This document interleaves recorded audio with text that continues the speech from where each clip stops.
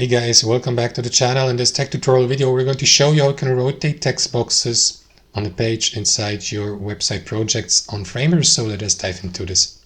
So guys, access your site project in the Framer website editor, navigate to the page. Here on the left hand side, select the given page, and next you may select the text layer from the layers menu here, or left click into the given text box on the page itself.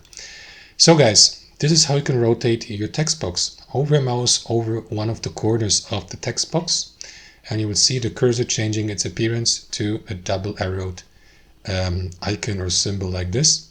Left click, hold your left mouse, and then move your mouse up and down, for example, to adjust the rotation. You will see the angle here, for example, like 14 degrees. Option number 2, let me just use that text box here.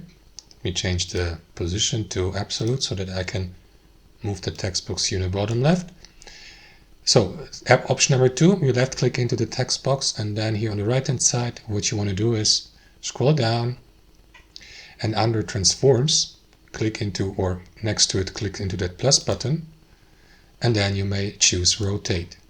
And here you may use, for example, 2D or 3D, and then enter a custom value here or angle, or use that plus and minus, up and down arrow, buttons to find the rotation angle you would like to apply.